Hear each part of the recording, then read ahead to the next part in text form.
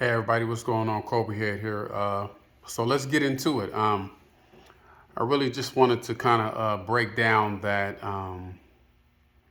Well, shout out to Ness over at the Boxing Voice. I did hear the interview that he did with Bill Haney, and Paulie jumped in, and then they kind of went at it. But you know, before I get into the breakdown, what I did before making this video was that I went and watched the Sean Porter versus Paulie Malignaggi fight just to give myself some joy, from seeing Paulie get his head smacked off and get knocked out by Sean Porter. I'm not a Paulie fan. Paulie is an absolute hater. I don't know what his issue is with Haney. I think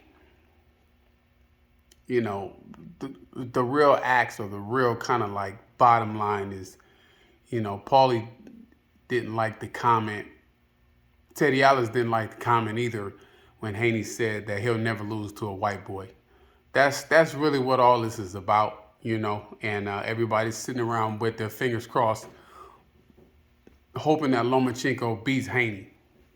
But anyway, Bill and Paulie, they were going at it. Bill was channeling him to some money, and Paulie said, I'm not betting 100,000 that your son will take the fight out, but I will bet 100 that that Loma will, beat your son.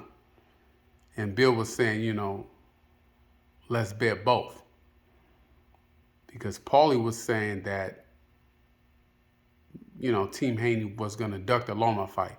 And what I don't understand is that people have amnesia. Like, Mauricio Sulaiman is on video saying that Team Lomachenko, they requested the franchise belt when Haney was Loma's mandatory. Haney has been trying to fight Loma. I don't understand why people were calling Haney the email champion and all that stuff. Haney was trying to fight Loma 2-3 years ago. So I really don't, get the Haney hate, but Haney has been trying to make the big fights, and they probably saw he was a high risk and the reward wasn't worth it back then, and there's always a business aspect behind, what a lot of these fighters do, with their management and things like that. I get it, right? But now Arum is on record saying that he's going to try to do everything he can to make the biggest fight at lightweight possible, and that's Haney versus Loma for undisputed. So we should get that fight sometime next year, and I really just wanted to now kind of move on to the excuses they're kind of laying the groundwork on the excuses already.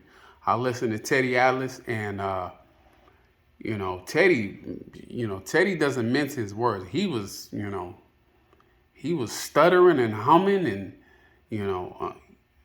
Loma's gonna have an awfully tough time beating Haney, and oh boy, it's gonna be tough. And he was bringing up Loma's age. Loma's 34 years old. That's not old. Floyd Mayweather was 36 when he fought Canelo. Loma is 34. So they're bringing up his age. They're bringing up Haney's size, his height.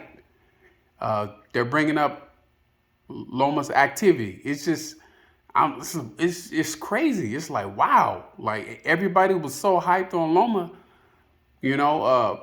12, 14 months ago, and I guess when Loma had to, serve his country or, stay back for the war in Ukraine, people have since, changed, The energy is not the same, especially how Loma looked in the Ortiz fight.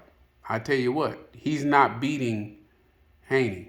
Haney is going to beat Loma. It's going to look real easy too. Just like Teddy said, Haney has the IQ and he has all the tools to beat Loma.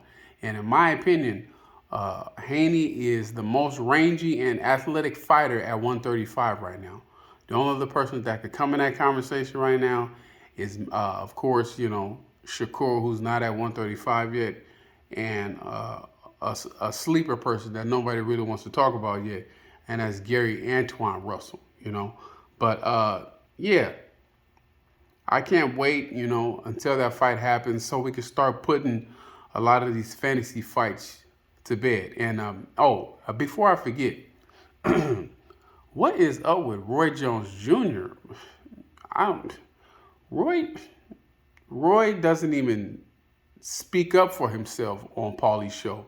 He gives no breakdown when Paulie is flipping and flapping and running his mouth, talking 1,000 miles an hour, sounding crazy, just full of hate for Haney. And Roy just sits there, like he's on medicine or something. I don't know what's going on with Roy Jones. Roy's gotten strange over the last couple of years, with some of the comments that he says. I can't quite put my finger on Roy, if you want to call him a company man, I guess he is. I don't quite know what's going on with Roy lately, but Roy's just not speaking his mind, and Roy is one of the all-time greats.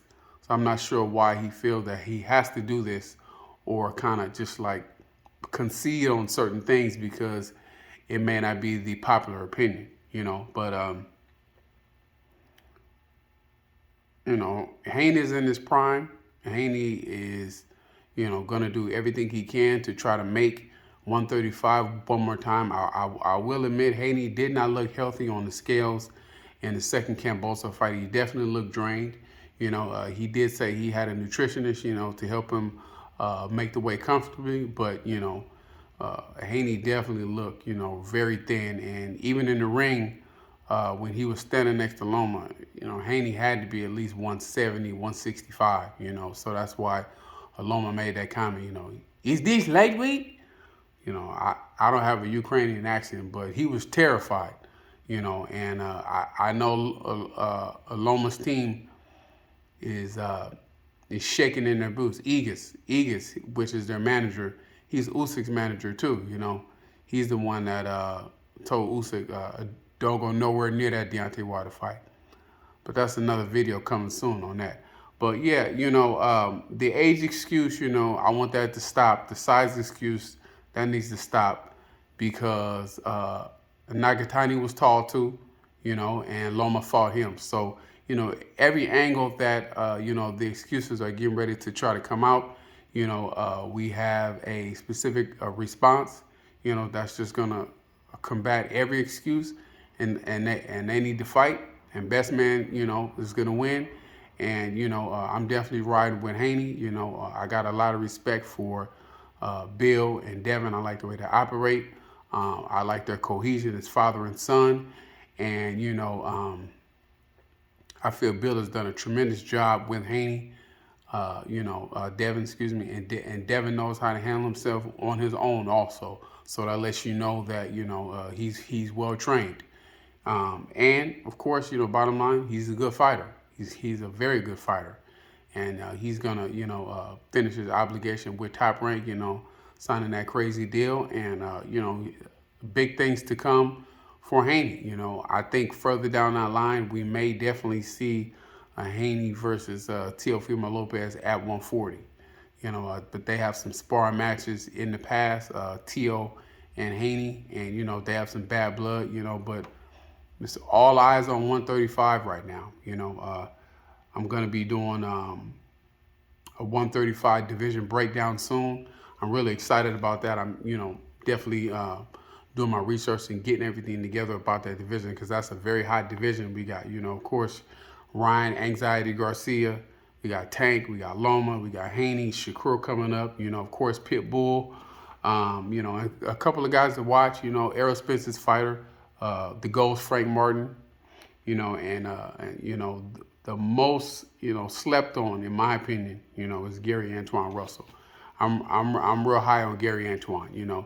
So we'll definitely see how the 135 division plays out in the next 12 to 18 months. I definitely think it's going to be some big fights on the horizon. Hopefully the Garcia and Tank fight get made, and we got Loma and Haney coming.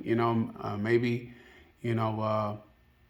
the two winners meet, but it's always business and money and, A side and B side and egos that get in the way. So,